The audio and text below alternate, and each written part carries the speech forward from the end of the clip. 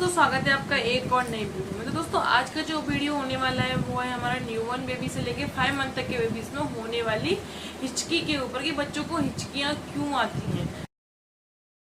तो चलिए बिना किसी टाइम वेस्ट किए स्टार्ट करते हैं इस वीडियो को। तो दोस्तों जो हिचकी आती है ना बच्चों को, सबसे पहले तो किसी भी प्रॉब्लम को सही करने से पहले उसका कारण जानना बहुत ज़्यादा ज़रूरी है।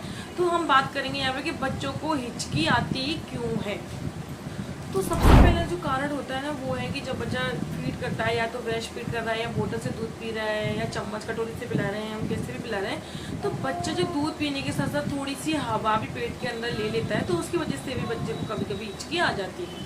तो दूसरा पॉइंट आता है कि बच्चा ओवर फीडिंग कर लेता है। कभी कभी हमको क्या लगता है कि हमारे बच्चे ने बहुत कम दूध पिया है, तो माँ तो आपको पता ही है ना, माँ को लगता है कि मेरे बच्चे ने बहुत कम दूध पिया है, तो ज़्यादा ओवर फीडिंग कराने की वजह से भी कभी कभी बच्चे को हिचकी आ जाती है। कभी कभी क्या होता है कि बच्चे का डाइजेशन सिस्टम सही नहीं होता है, जो बच्चे को हम फीड करा रहे हैं उसके बाद बच्चे को डकार नहीं दिला रहे हैं, तो उसकी वजह से भी बच्चे को हिचकी आ जाती है। कभी कभी बच्चे को डकार आती नहीं है, हम बहुत ज़्यादा कोशिश कर लेते हैं, तो इसके बाद भी बच्चे को हिचकी की प्रॉब्लम शुरू हो जाती है। तो ये सारे कारण तो हमने जान लिए कि बच्चे को हिचकी किस वजह से आती है, क्या क्या रीज़न है बच्चों को हिचकी आने के। चलिए अब हम बात करते हैं यहाँ पे कि बच्चों को जब हिचकी आई तो उनको कैसे आराम दिलाएं।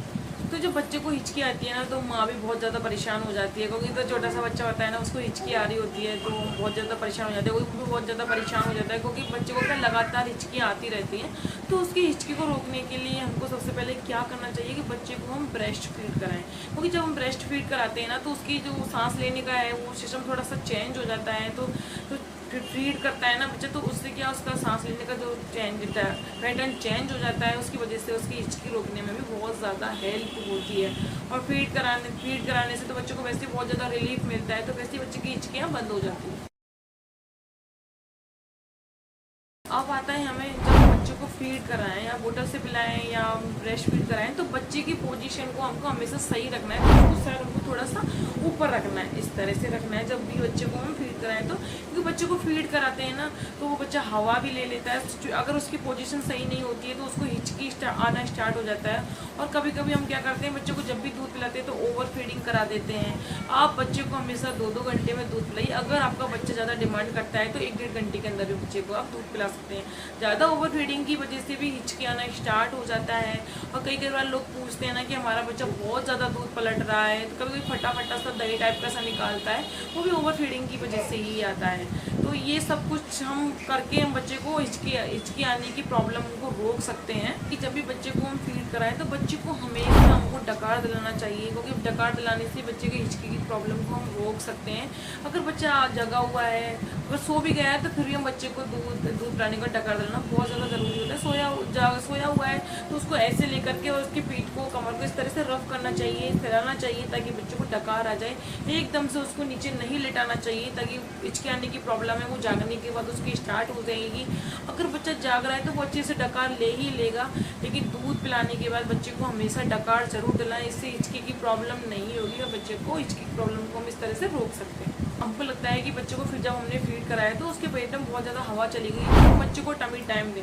तो बच्चे को थोड़ी देर के लिए हमको उल्टा लेटाना चाहिए, ताकि बच्चे को हिचकी आने की प्रॉब्लम भी कम हो, उसको हम रोक सकते हैं टमी टाइम देकर के। तो आपने सुना होगा वैसे भी टमी टाइम देना बच्चों को बहुत ज़्यादा ज़रूरी होता है, इसलिए टमी टाइम देकर भी हम बच्चे की हिचकी को रोक सकते हैं। अगर आपको लगता है कि आपके बेबी को हिचकी की प्रॉब्लम हो ही ना, तो आप ना एंटीकॉलिक बोतल का यूज कीजिए। आपको लगता है कि आपका बेबी ना बोतल से दूध पीता है, तो आप एंटीकॉलिक बोतल यूज कर सकते हैं। उससे क्या हवा जाने के चांसेस बहुत कम रहते हैं। और आप इस बात का ध्यान रखिएगा कि हर बेबी की बोतल हर 4 से 5 महीने के अंदर आपको चेंज करनी है, क्योंकि ऐसा करना बहुत ज़्यादा ज़रूरी होता है, क्योंकि बोतल को ज़्यादा टाइम तक यूज़ नहीं करना चाहिए हमको।